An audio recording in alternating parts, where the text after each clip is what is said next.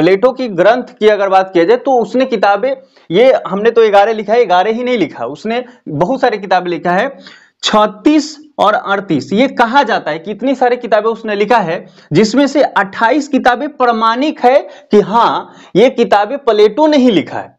पर 28 क्या हमें याद करना है? तो नहीं, हमें चाहे सीयूटी पीजी अगर आप दे रहे हैं या नेट जेआरएफ का भी तैयारी कर रहे हैं तो आपको 28 किताब नहीं रटना है, इसमें से इस 11 किताब को ध्यान रखना है, मतलब 10 ही किताब रखेंगे तो काम चल जाएगा। पर हमने एक क्रीटो को इसमें शामिल किया है। क्रीटो को इसलिए शामिल किया है हमने क्योंकि प्लेटो के जो गुरु थे सुकरात, तो सुकरात को जो विष का प्याला दिया गया था तो उसमें प्लेटो ने इस क्रीटो बुक में उसके बारे में वर्णन किया है, तो इस लिहाज से महत्वपूर्ण हो जाता है, तो क्रीटो आपको ध्यान रखना चाहिए। बाकी ये 10 किताबें जो मैक्सिमम बुक्स होते हैं उसमें दिया गया है, तो सीयूटी पीजी हो या आपका नेट जेआरएफ हो, आपको ये किताबें एकदम याद होना चाहिए।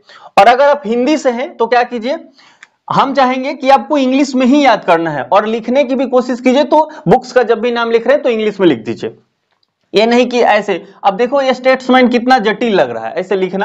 हाँ, आप लिखने के लिए आप चाहें कि नहीं हमको हिंदी में ही लिखना है तो यू कैन डू, बट मैं चाहूंगा कि आप इसको इंग्लिश में ही लिखें। तो देखिए फर्स्ट बुक इसका क्या है, तो प्लेटो के जो ग्रंथ है संवाद शैली में लिखे गए हैं, और पहला बुक इसका है द रिपब्लिक। आपने जितना सुना आइडियल स्टेट, प्लेटो के जस्टिस, है ना, और प्लेटो के जो भी कार्य हैं, मतलब महत्वपूर्ण रूप से आपने देखा उसमें क्या आता है, आइडियल स्टेट आता है, जस्टिस आता है, तो ये सारे, अगर प्लेटो के एजुकेशन की बात किया जाए तो ये सारे चीजें प्लेटो ने रिपब्लिक में ही दिया है। तो इस लिहाज से अगर प्लेटो की सबसे महत्वपूर्ण रचना पूछी जाती है, सबसे महत्वपूर्ण ग्रंथ क्या है, तो वो होता है रिपब्लिक। तो रिपब्लिक का रेफरेंस बहुत इंपॉर्टेंट होता है। आप कुछ भी अगर लिखते हैं कि प्लेटो ने, जैसे अगर हम हिंदी समझाना चाहें कि आप कैसे लिख सकते हैं, अब मान लीजिए ऐसे लिखे प्लेटो ने द रिपब्लिक ऐसे ग्रंथ या किताब की रचना की, तो आप अगर ऐसे लिखेंगे, हिंदी का अगर कुछ क्वेश्चन लिख रहे हैं और ऐसे आप लिख देंगे तो गलत नहीं है, उसको बेस्ट माना जाएगा, है ना। तो आप कोशिश कीजिए ऐसे लिखने के लिए, तो इसलिए आपको इंग्लिश में रखना है। तो द रिपब्लिक बहुत इंपॉर्टेंट है। अगला है द स्टेट्समैन, तो द स्टेट्समैन ये आपको इंपॉर्टेंट रूप से ध्यान रखना है। द लॉज, इसको नोमीई क्या बोलेंगे, इसको नोमीई के नाम से भी जाना जाता है, इसलिए आपको इसको ध्यान रखना है। द लॉज को नोमीई के नाम से जाना जाता है। अब मान लो ऐसे क्वेश्चन पूछ जाता है कि प्लेटो के किस रचना को नोमोई के नाम से जाना जाता है, तो इसको हम लोग आंसर करेंगे लॉज।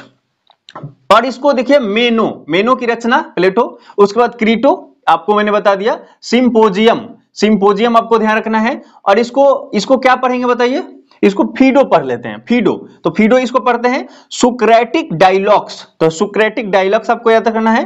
अपोलॉजी, उसके बाद टाइमस आपको ध्यान रखना है, और जॉर्जियस, इसको हमने हिंदी में लिख दिया है जॉर्जियस पढ़ना है। बहुत सारे लोग गोर्जियस भी पढ़ सकते हैं, पर इसका उच्चारण जो होता है जॉर्जियस होता है, इसलिए आपको इसको जॉर्जियस बोलना है।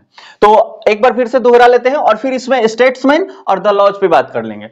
तो प्लेटो की जो रचनाएं हैं वो संवाद शैली में लिखी गई है, डायलॉग्स के फॉर्म में लिखा गया है, इसलिए प्लेटो की जो वर्क्स है उसको हम वर्क्स ऑफ प्लेटो ना कह के डायलॉग्स ऑफ प्लेटो कहते हैं। और इसकी रचनाएं 11 रचनाएं आपको एकदम महत्वपूर्ण तौर पे आपको याद रखना है। The republic, the statesman, the laws, Meno होगा, उसके बाद Crito, the symposium, Phaedo, Socratic dialogues, apology, Timaeus और जॉर्जियस, ये आपको ध्यान रखना है।